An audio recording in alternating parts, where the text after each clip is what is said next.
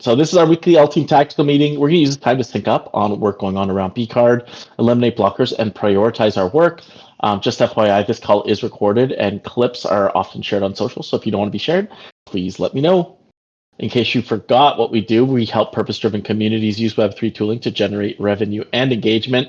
On the lag metric side, this is what we're trying to get to. So we had $348 of transaction volume, which is down about $550 from the week before. And we have 4 weekly transacting users, which is about the same, 1 new user, which is just 1 higher, and 11 communities deployed.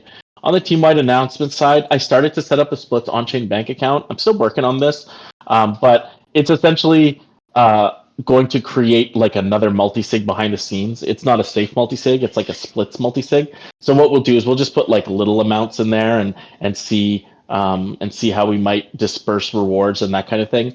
This might be our method of dispersing things like Black Flag rewards or other kinds of things. And the reason why we're actually using it is that it also has a pretty low cost way to bridge funds from fiat to on chain and back. So it's about 0.25%, and that's pretty good. 1 second, I'm just gonna check on my kid. I'll be right back.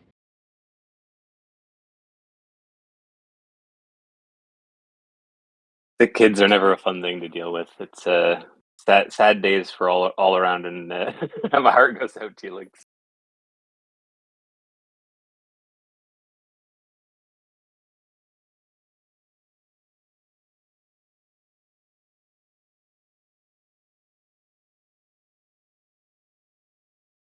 Okay, I'm gonna let her be in my meeting with me. So I'm just gonna I'm going to change from my headphones to regular speakers.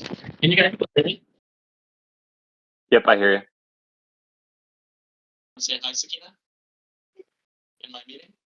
It's pretty low and distant. Is it low and distant? Okay. Yeah, can barely hear you. Really? Huh. It might be still picking you up on the mic, headset mic. Oh yeah, you're probably right. 1 second, let me change it on here. Input device. Here we go. Okay, how about now? Sounds good. Okay, did you just want to hang out here? You don't want to talk or anything? Okay, you can just hang out. It's all open now. You can hear. Okay, they can hear you too. Okay, so if you say something, they'll hear you. Do you understand? Okay. All right. Sorry about that, team. Let's get back into it. Hey, this is Tom here. I'll show you my screen too. Here we go. All right, here I am. Look, all people are saying hello to you. Do you want to say hi? No, you don't feel like it? It's up to you. Okay. All right. Well, let's get into it. No Thanks, pressure. team, for introducing yourselves. I appreciate that. Anyways, yeah, so that's for the splits on chain bank account. Honestly, we're just going to experiment with it and see where we get to. So we'll see where that goes. On the milestone perspective, 10 weekly transacting user, airdrop rewards, first release out. I don't know, Tom, do you want to report on this one? Yeah, I mean, whoa, that sounds weird. Yeah, we've been working towards getting the airdrops available for all of our BCard users. So the core functionality was built in a couple of weeks ago, and it has been working through some testing and getting validated through our staging setup. And recently this week, we launched a new token and pretty much validated the pathway to switching a community from points to tokens. So good to know for us for the future, for several of our communities that we have sort of started out as points, that we now have kind of a workable flow that will allow us to convert those points collections over to direct tokens and also deploy them out. So one of the biggest things I was working on at the start of this week was custom deployment of rewards based on an input address or an input data. So it can supply a list of admin numbers and token amounts for any token that BCard supports, and our rewards deployer can now airdrop that in a single click, which is pretty great, so that we can easily sort of do our campaigns and airdrops around launching tokens, make it a lot easier for us to send those out to specific BCard users.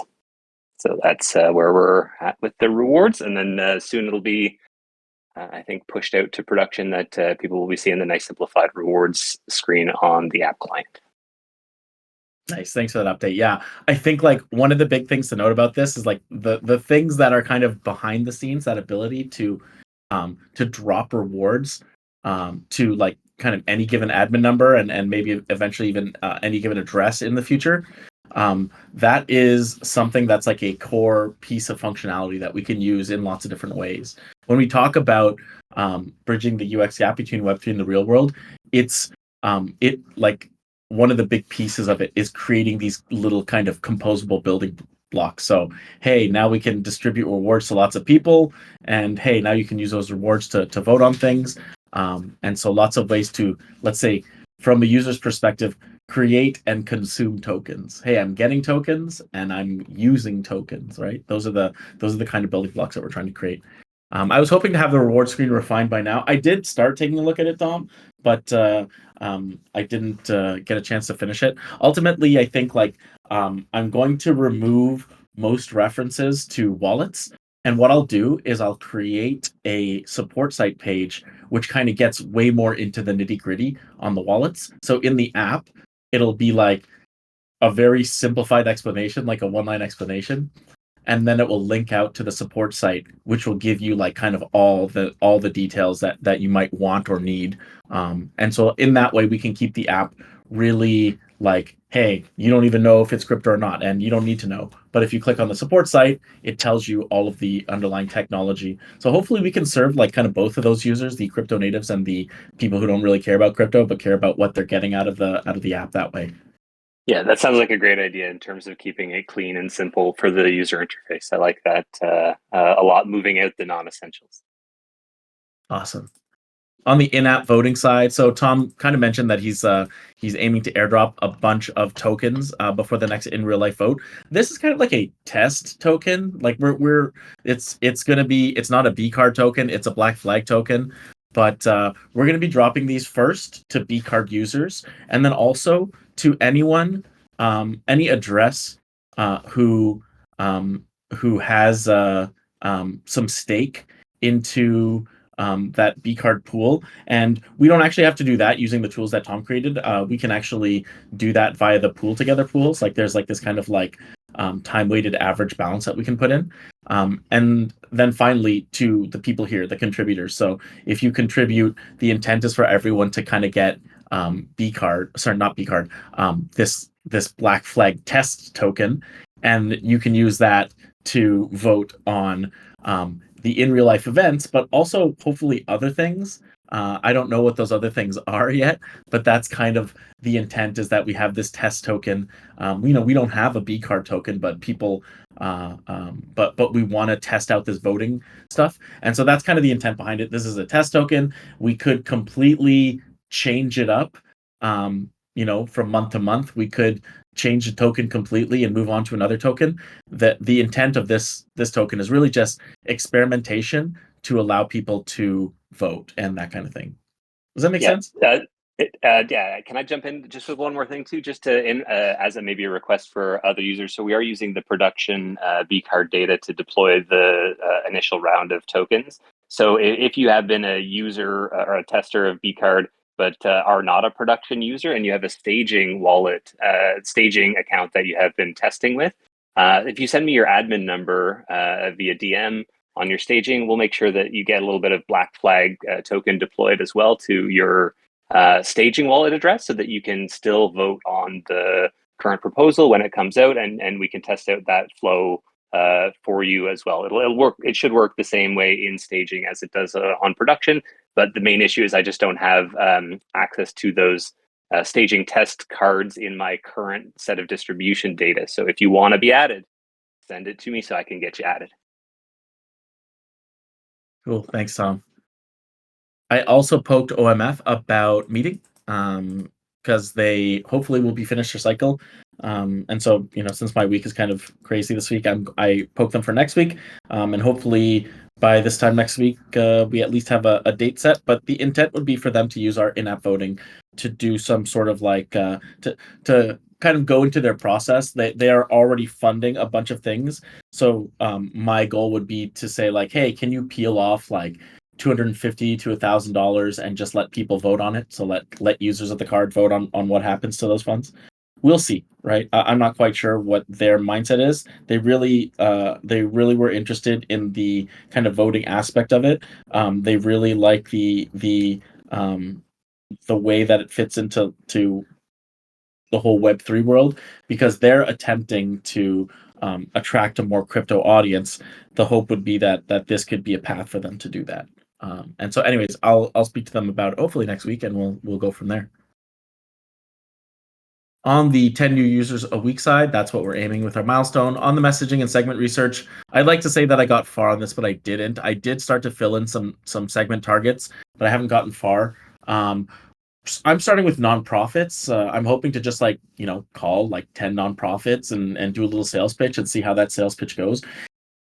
If I'm being honest, it probably shouldn't be taking this long. It's just yeah, I have a lot of conflicting things going on. But in general, like, I should be refining this sales pitch kind of just like on a daily basis, even if I can. But it hasn't worked out like that. So yeah, we'll see. Maybe I'll switch it up to trying to do like one phone call a day. Not quite sure. I need to get the needle moving on this just to like refine kind of what we're selling, but I just haven't really gotten there yet. On the endowment fund side, I did distribute the February rewards. I need to get the March snapshot up. I think we have like a couple of I think we only have like 4 maybe events, which is honestly good because the yields are kind of way down in these last couple months. This month, I think we have just about $200 in both WETH, if you add both WETH and USDC together. So it's around $200 worth of funding, which is not nothing, but it could definitely be better. I did temp check a purple proposal, and I got a lukewarm response. In general, like, it seems like the treasury is pretty low at purple right now, and people are worried about what to spend it on, which makes me think that actually using the yield is kind of a good thing. Anyways, just because I got a lukewarm response doesn't mean that I'm not necessarily going to go through with it. I'll see if I can get consensus from a few key voters and see. There's a couple of other groups that we could go to as well, including Nouns, who has quite a hefty treasury. And if we created like this kind of mechanism for monthly engagement for Nouns holders, that might be interesting to them. And there's a couple of others that we could go to as well to increase the spend here. Yeah, I think like the reason I was interested in Purple was because these Farcaster Fridays events are going on every month, right? And so maybe I can get like the people who make Farcaster, Merkle Manufactory, to put in some dough as well. We'll see. But yeah. On the ChippyCon side, Tom dropped the NFTs, which is great. So all of those users, so Drost created a spreadsheet of all the people who were at ChippyCon. I cross-referenced that with our user database. And it was kind of like a manual process, but I think I got almost everyone. And Tom dropped the NFT, so nice little teamwork there. The next step is for me to email people about it. We have their emails, so what I was going to do is just add them to the Chippy list in MailJet, and then just send out an email to that Chippy list, which is like less than 10 people, saying that we dropped these Chippy NFTs to everyone. I don't, Shelby, did you wanna give that a go since you were interested in MailJet?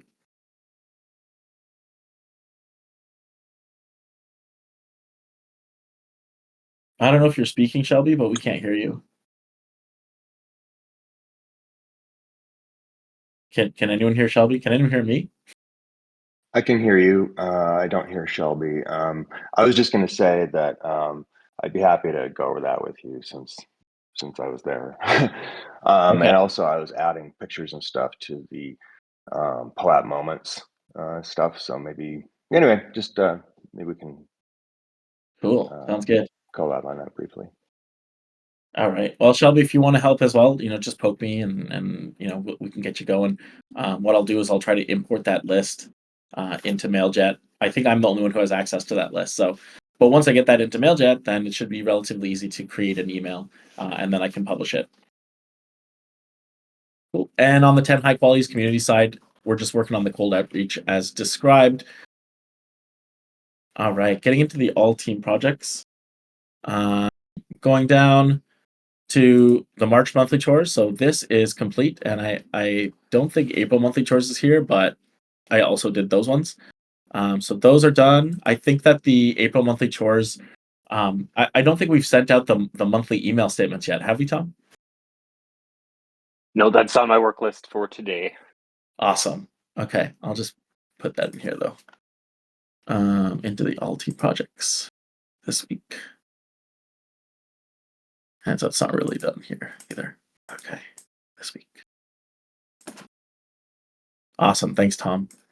I was actually considering sending it out yesterday, and I thought that since I didn't have anything funny or April Foolsy, it might be better to wait until tomorrow.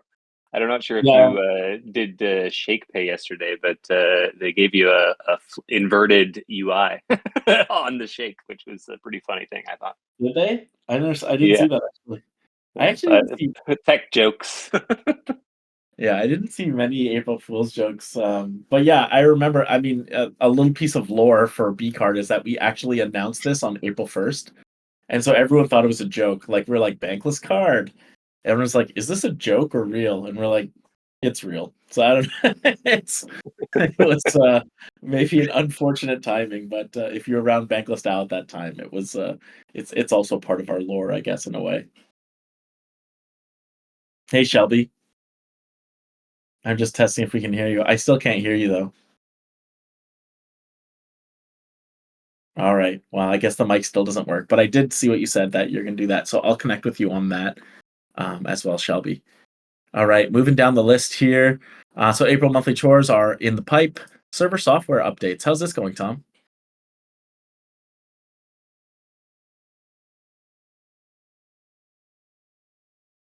You're muted, Tom. I don't know if you know that. Yeah, that wasn't going to get any key information out. Yeah, so we got through some of the key, reboots required and the security patch updates for the servers, which I was happy to get through. And the next thing up is to make sure that all of the software that we're using is updated and patched to the latest version. So hopefully we'll be working away on that this week as well. Nice. All right. Automatically dropping rewards to users' embedded wallets. For the most part, this is complete as far as I can tell, except for the reward screen. That's why it's assigned to me. That's right, Tom, right? Like most of the back-end work and like the dashboard work is done, right? It's just the reward screen now. Yep, that's right. That and testing on production, but other than that, I think we're good. Sweet. All right, so I'm going to, on the reward screen side, I'll try to get this done this week. I said that I would do that last week too, and it didn't happen. So let's knock on wood this week. There we go. A little bit of extra luck, and maybe we'll get there. Making in-app voting useful to BCard and Black Flag. Well, that's exactly why Tom is dropping some rewards. And so, dropping some of these tokens. And we already talked about that. On the community leader research side, sorry, 1 second. Do you want to go? Sorry, 1 second. I'll be right back, okay? Okay. So on the community leader research side, it's kind of what I said. I started with these nonprofits. My goal is to just like kind of call them. What I'll probably try to do is calling is one method, emailing is another method, going on their socials is another method. I'm going to try the calling method. I think that specifically for nonprofits, it might be more useful. I'm not quite sure, but we shall see. So that's my hypothesis that I'm working on. Let's give myself an easy target. I will make one call by this time next week, and hopefully that's something that I'm able to do. All right.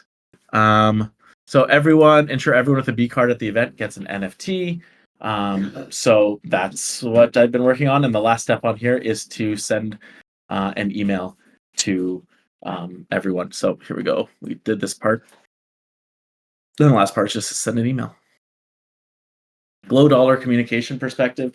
NF Thinker and I have a meet with a person today, but I think NF Thinker, you said you couldn't make it. No, I can make it. I had a job earlier today. I wasn't sure how long that was going to go. It's all done now. Oh, okay, great. Yeah, so so I'm there for that. So I don't know if you wanted to sync up beforehand and go over anything, or maybe just um just to kind of, I mean, feel free to lead the meeting. I'm yeah, I just was really just gonna give them like what is the spiel about B card and how I had been working with that previous person, which mhm, is Brian. Bram Votes, I think. Mhm. And so the hope, like the what I would like to get out of it is just like, hey, can we run a co-marketing campaign with you? You know, we have this card. It allows users to earn USD Glow, which from what I understand is like we're buying it off the open market, right? So that's exactly what you guys want. It creates more USD Glow holders. Um, and let's run a co-marketing campaign. So that's kind of like my goal with that. Does that make sense? Yeah, yeah, that makes sense. All right. So I will create some meeting minutes for that and we'll go from there. Perfect. All right. Black Flag Endowment Fund. So I need to get get March's snapshot up. I have a little bit of information missing, which is mainly ETH address from some of these people. One of the things I was thinking I could do in the future is set up a like a token gated survey that people can uh, people can put their information into, so I don't have to follow up with people. Might make it a little easier for me to do this. But even if it's not token gated, I can just use Tally for that. And so yeah, we'll go from there. All right. Anything else that we're working on that's not on this list?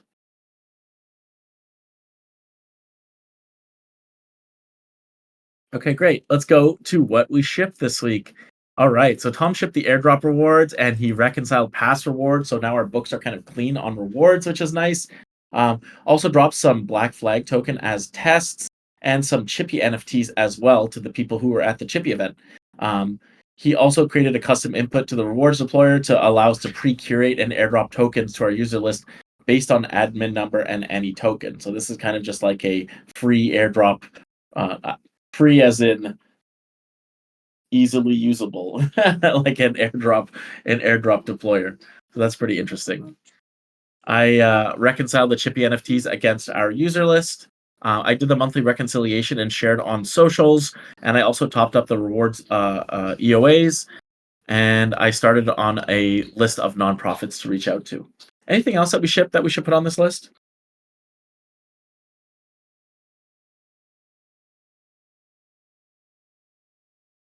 All right, great. Well, maybe we should. I think Arcusty brought up something interesting as well, which was the. I'm going to put on my headphones again. So I think that might be useful.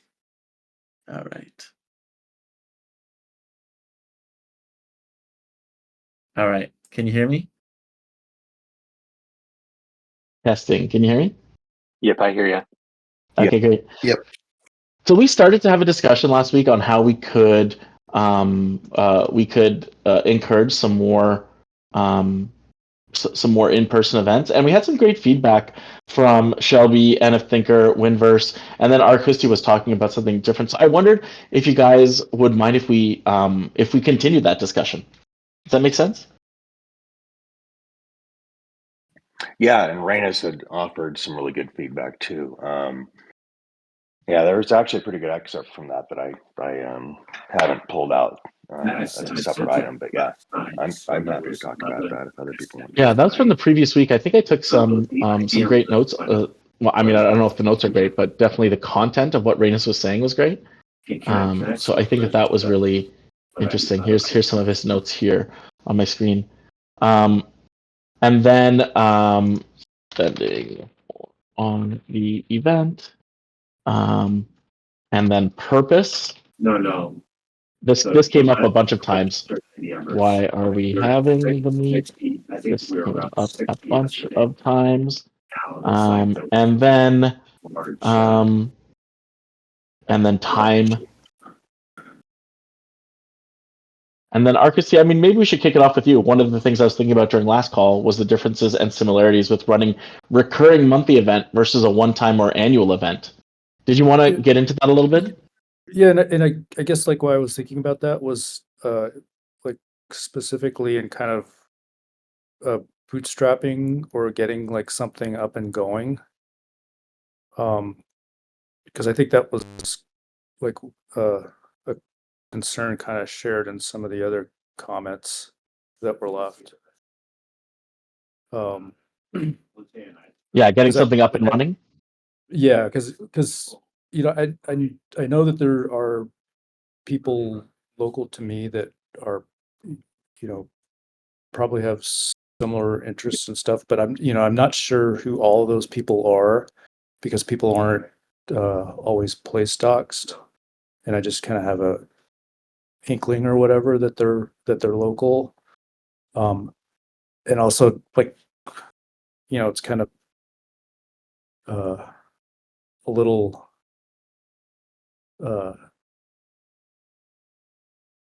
I'm not finding the right word, but like to just like put something out there and expect people to show up when you have no idea whether anybody's going to show up or not, versus like if there's like a major event going on, you might run into people during the event and stuff and say like, oh, by the way, I'm having this side event uh, at the end of the end of the conference. Do you want to show up?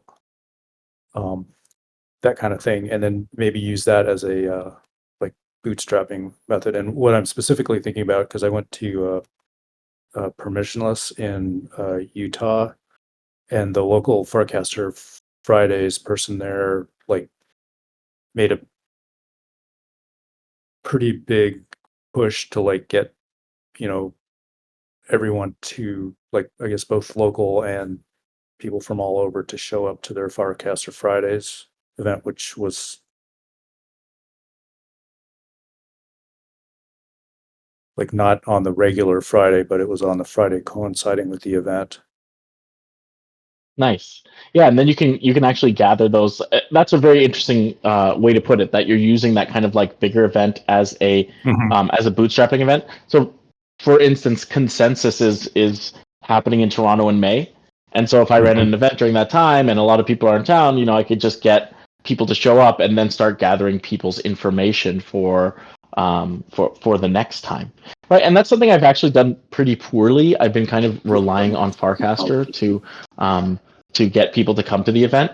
But I think one of the things that I would say that like I went into in Toronto specifically, it's true that I did have like like I did start my in real life events right after a Toronto crypto conference, and I held two largish events at that crypto conference and asked people if they would come to a monthly meetup, and they said yes. So that's a really good, I think, method of doing it. 76. Another thing that I would mention as well is that there are definitely some people, like when I have those in real life events in Toronto, I always go in with the expectation that I might be the only one who shows up. I mean, I've had like 10 people RSVP and only like one other person show up in the past. And that's like, it's kind of a reality that could happen, right? But my mindset is that like even if I have a beer by myself, actually that's not so bad. That's a pretty good outcome for me, especially since I don't really get to get out that much. So I guess like the mindset for me is that like if people show up, it's just a bonus, right? And I guess like that took away some of my fear in the past of holding events. But I don't know, Shelby, you were the one who said you didn't know if people would show up. How do you feel about that? Oh, sorry, I don't know. Maybe you still can't talk actually. Yeah, I can't hear you, Shelby. But yeah, feel free to type in the chat and I'll read it out as well, if you're able. Anyways, yes, that's a really good point, Arkisti.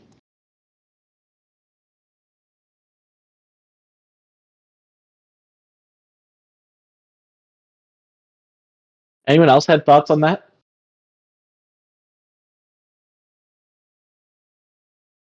I think, and if Thinker as well, you worried about having to spend more on the event than you could possibly, like the event, I guess like the cost of the event being an issue. Yeah, I guess cost is one of those concerns. Like getting to Cambridge is not that big of a deal. It really just depends on what's going on. Obviously, if you put some food out and buy a drink for people or something like that, then it's going to start adding up. Um, I know that Base has previously had sponsorships where you go and host an event and they'll give you X amount of money. So I don't know if doing some sort of collaborative event would help. But the I guess the main thing is to just kind of keep it simple, stupid at the beginning, right? Like Yeah. talk to a few people, reach out to contacts. I know a few people are in Cambridge through Farcaster, and they've had some Cambridge meetups before that I haven't been able to make. Um, so yeah, maybe just reach out to some of them and say, hey, you want to meet up? I'm sure Cambridge has a blockchain association or something like that. There is the London Blockchain Association. They're very active. I have their group on Telegram. So London would definitely be viable for me. And they might even be able to recommend a location. So yeah, it's really just a case of um, getting all the ducks in a row and setting a date and doing it. In terms, like I said, in terms of costs, if I can keep costs to a minimum or nothing, that's fantastic. Otherwise, in future, just try and see if there are other people who would be interested in sponsoring that, and then go from there. Yeah. So related to like, I guess like for costs, a lot of the first couple meetups I did, it was all just kind of like show up, buy your own beer. It was literally zero cost to me. And then after I got some funding from the Black Flag Collective, I would do things like buy people's drinks, buy a pitcher or something like that, right? Like so if I'm getting $20 from the Black Flag Collective, then I can buy a pitcher, right? And if I'm not, then I can't, right? But that's kind of like how I did it. And it's not like a sponsored event like Base or anything like that. But the people who show up are like they still continually show up because they're coming for the conversation and not the free booze. There are a big group of people. Like I asked a couple people, like, "Hey, you showed up to the first couple events. How come you didn't show up?" And they said, "Oh, I thought there was going to be free food and drinks like they have at the Base meetups." And I was like, "Okay, that's fair enough. Like I understand why people want to do that." And I think it's possible if we had like enough events going on. So, for instance, if you did like a regular event in Cambridge for, let's say, Farcaster Friday, the first Friday of every month, and we had 5 of those going on, like, and we had, let's say, an average of like 5 or 6 people per event. So we have like 25 to 30 people every month. I think that's the kind of level that we can start getting some sponsorship from a group like Base. But right now it's like a little bit too up in the air. Mm-hmm. Yeah. Yeah, totally. Yeah, get that. And then, obviously, once you start to bring sponsors on board, you also have to kind of stick to a certain agenda. So that gets down to value alignment, et cetera, et cetera. So, yeah, I'm sure there's a ton of blockchains out there who want us to shill for them and, get a poster up and try and get people to sign up and use their chain and whatever. But that's not necessarily what we're trying to do. We're trying to explore these things without being shilled to. So we've fallen into that trap plenty of Speaking of times. which, yeah. Speaking of which, like purpose came up quite a bit. Like, what are we even doing at these meetups? So it's Mhm. actually something I've been thinking about. And like, what's up on this Black Flag Collective site is already like kind of the second iteration of what I was looking at. We are a community of people who find top-down organizations such as big banks, big governments, and big tech stifling. We seek to make bottom-up change to their actions. Still not resonating with people, right? Like even though I kind of reduced it a lot, it's still not resonating with people. So I've been workshopping something else. You tell me what you think of this. Black Flag Collective is the anti-social network. Instead of meeting online, we meet in person. And that's kind of it right now. Like this idea that, hey, it's for people who social networks are fine, but like, this is an anti-social network. This is for people who are who are meeting in real life. I don't know. Thoughts, initial thoughts on that? I don't think a social network is Antisocial. antisocial behavior. Yeah, Well, I don't think a social network is specifically online. I think it can also be in person social networks. Yeah. So this is just. Oh, sorry, Rich. Arcus, are you saying something? yeah. I was just gonna say that, like, the only problem I have with it is like because antisocial has such a specific meaning, rather than Yeah. just kind of being like conveying that it's the opposite of like an online network. I think it has like maybe too specific of a meaning. Yeah, I mean, I was Like, worried about that too, and then I also thought it was kind of funny. But of course, it's just me yeah, spitballing.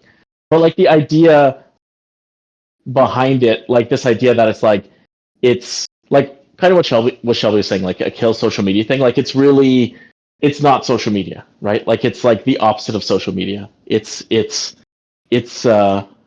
yeah, I guess in some ways, yeah, it is that. It is like hey, Twitter sucks. This is the opposite of Twitter, right? Like this is more like this is a response to Twitter. Does that make sense? Like online, you can be a total jerk. Online, you can be completely negative, but in person, because you have that face-to-face connection, you can't as much. And so when you have an in-person connection, there's like this opportunity to do something different than we do online. I don't know. Creative collisions. In real life events give you the opportunity for creative collisions, which you wouldn't have otherwise. And the trick, though, is at the event to facilitate. I mean, it depends on how many people are there, right? If you have 2 or 3, it's much easier.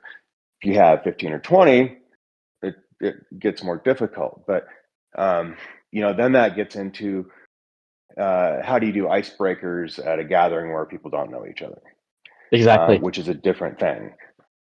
But that can be there's techniques to do that and simple tools you can use that can be fun, and it's a way to get people to know each other a little bit, and then common topics will bubble up out of that.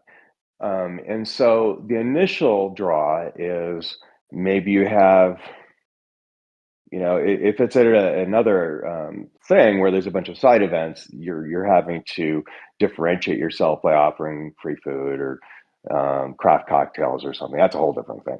But I'm talking about just trying to do like a recurring meetup in your town.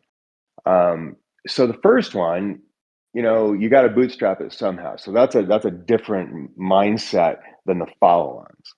So the idea for me for the first one would be, hey, let's get together and just meet first of all, and just chat a little bit about what we're interested in, and see if there's some commonality that we can maybe if few of us are interested in the same thing, if there's enough of a jam on it, maybe we can, for the next time, maybe we do a little research, almost like it's a book club or an investment group where you're like, okay, we're all interested in X or Y. So next meeting, let's have that as a topic, and then we'll promote it that way and say, hey, this month we're going to chat briefly about X or Y, and we're going to have drinks and pizza or whatever. And you come if you're interested in that, or if you have your own topic, and that might be a way to bootstrap stuff, because that's that challenge between keeping it open and free form versus having a set agenda or having some. You want to have something people can latch onto, but that is a little bit unstructured as well. I don't know if Yes. I'm communicating that well. Yeah, so I feel like and so like it's funny because I feel the exact same way as you do, and it's so hard to articulate in a concise way. I like the idea of creative collisions, like that idea that it's the people who are showing up, they're doing something creative, like it's not just for people who are doing technology stuff, although we kind of all are interested in technologies. Sorry, I'm speaking to Toronto, but like this idea that the people are showing up because we're all working on something, and it's kind of energizing to be around others who are working on things too. Like it makes me want to work on my stuff when I hear about other people working on their stuff. Yeah, absolutely.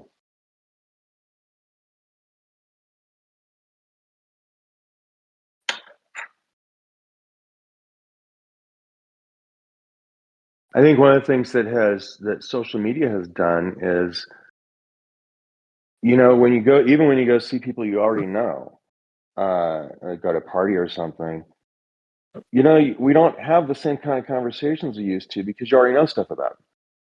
So you don't ask them what they've been up to because you already know. It's like, it Yep. changes the nature of the conversation. Yes. It's a deeper conversation, would you say, than you can It get on can social be. media? Yeah. It can be, or you end up not talking at all because I don't want to talk about it. You know what I mean? It almost sometimes it can go one of two ways. It can either deepen the conversation. Hey, I saw on Facebook or Warpcast or wherever that you're doing X or Y. That's really cool. Tell me more about that. Versus I don't know. I don't know where I'm going with that. I'm just saying that. I do feel you though. Like there are people who are like they're showing their stuff on Warpcast, and I'm like, oh, that's cool. Like I would ask questions that in person that I would never ask on Warpcast, right? Because the answer is going to be way too long, and you're just it's just not worth writing out, right? Right. It's something you'd love to chat with them about the next time you see them in person, but that's how I am with it. I don't want to sit there and write about it and then have this back and forth thread going. I'd rather just chat about it over a beer. And that's where it brings the in real life events, right? Yeah. So like I wonder like and so that's why I was positioning it as like anti-social network, but really it's let's say anti-social media.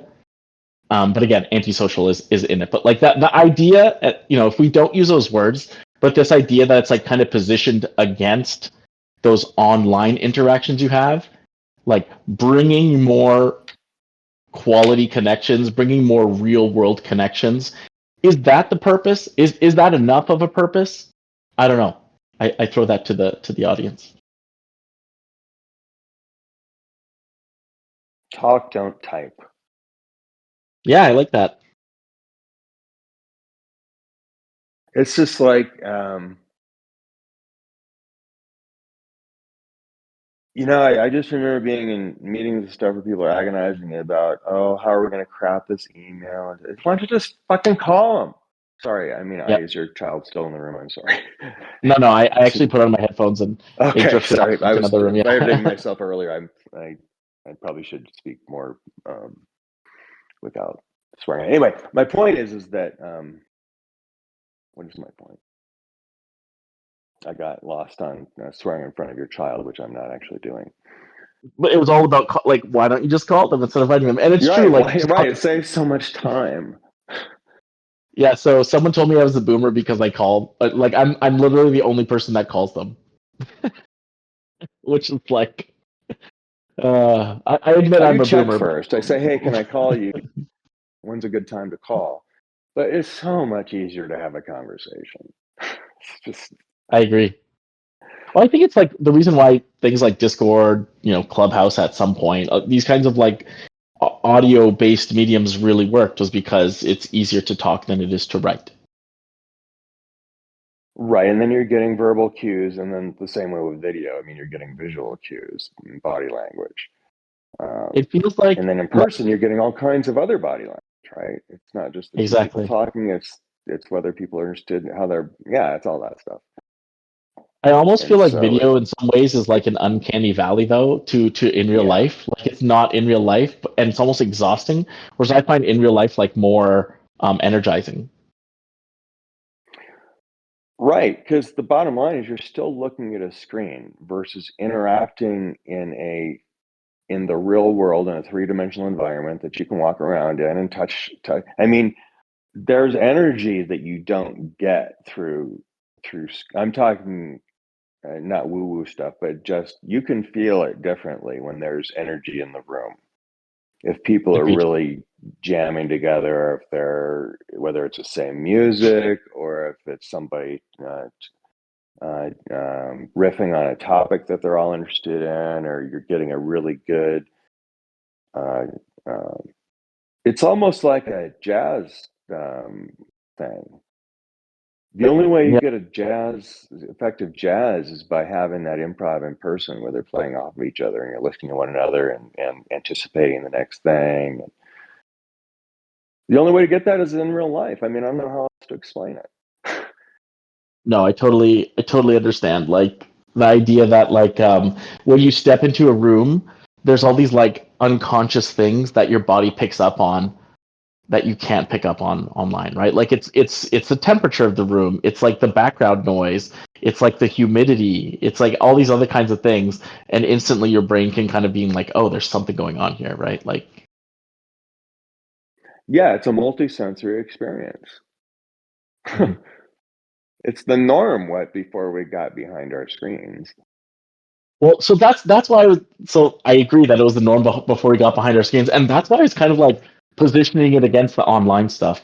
I don't know, just like the things that we're saying, it makes me even more want to position like want to say like Black Flag is this Black Flag Collective in real life thing is all about facilitating these connections in real life as opposed to those online connections. But maybe it's like as a way to deepen those online connections. I don't know.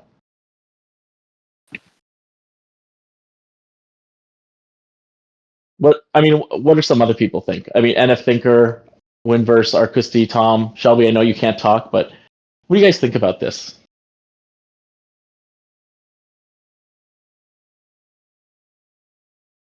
Is it a purpose you can get behind?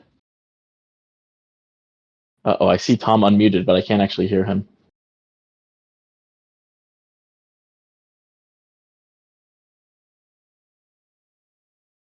Now I can't hear anyone. Is it just me? Okay. No, I can hear you. Oh, okay. Tom, I don't Winverse know if you're can't trying to. speak at the moment. Tom, I don't know if you're trying to talk, but I can't hear you. Yeah, I like the human interactions side of things. I was like, that's a good angle.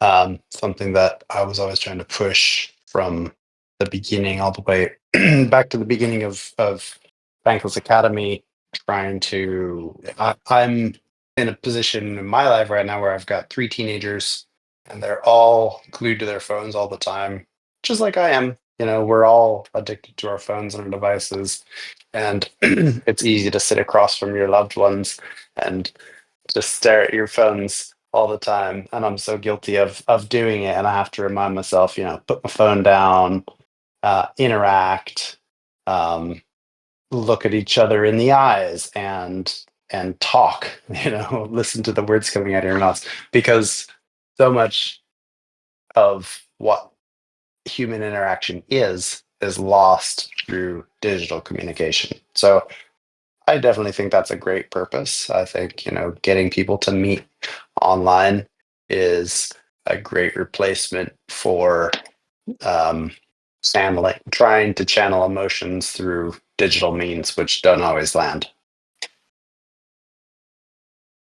Yeah, I think it's interesting. The emotions. It's true. The emotions online, I feel like are very narrow, or like there's a very narrow band of emotions that you experience through online communication.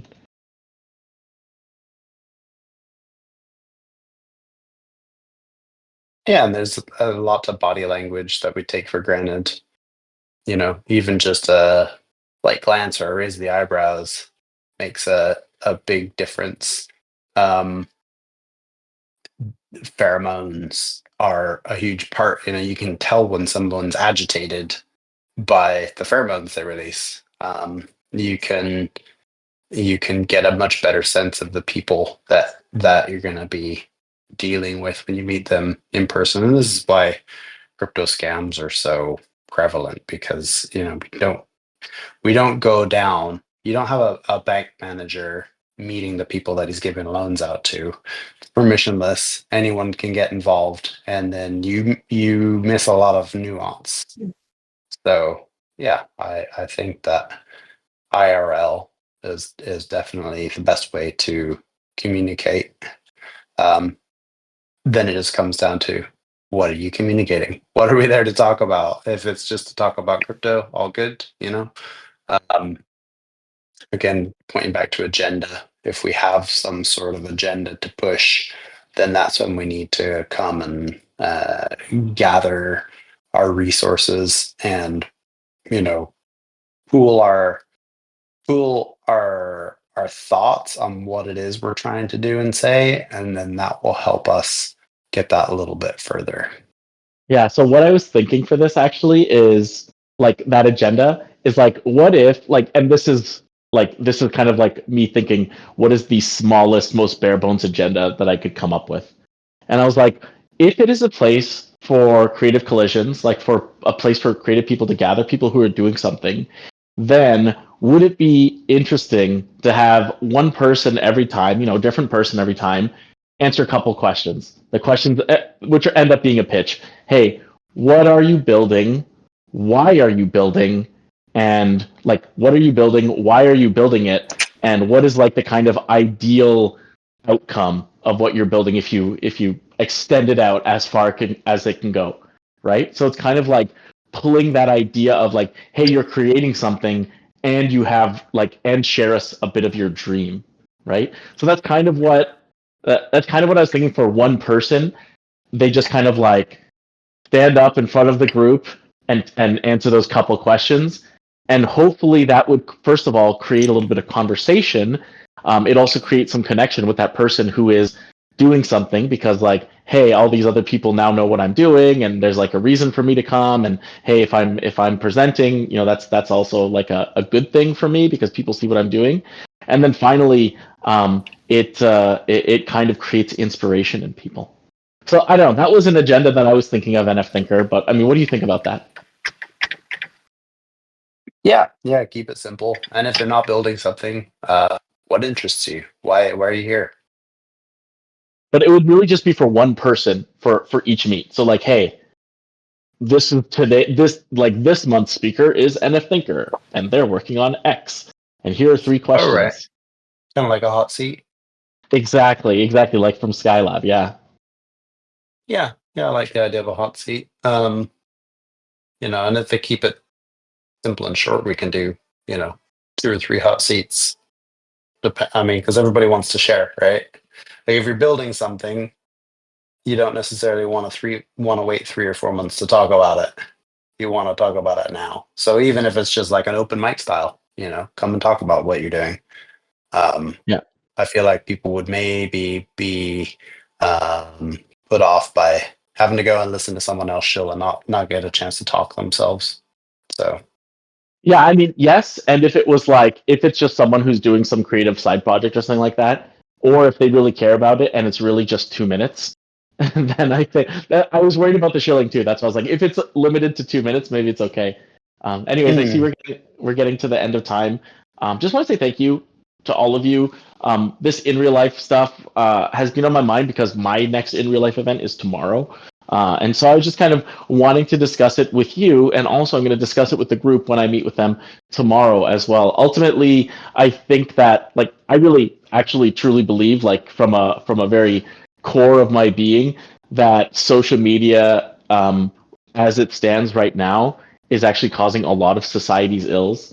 I think that it is the reason why people are more divided than ever. I think it is the reason why when we're talking about like the system being rigged against us, I think it's part of that system, and I think that it's really it's really something that I think we need to change in society if we want to make society better. So that's why I really believe in these in real life meetups, and that's why I think it's interesting. Tom, you are of course invited to the event. I always post them on Farcaster.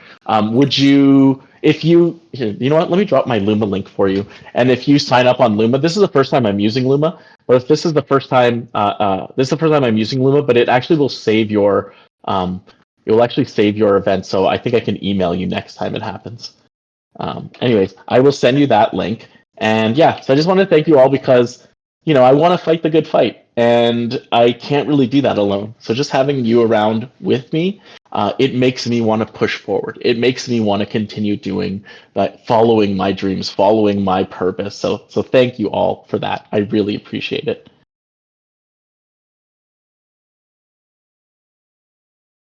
Likewise, Lanks, and I'd like to chat with you about Toronto at some point. As far as coupled with permissionless, if you're planning on going to that or anything. So we can chat about that later. Sounds good. All right. Speak to you later. Bye bye. All right. All Take right. care. See you, everybody. Bye. Bye, everyone.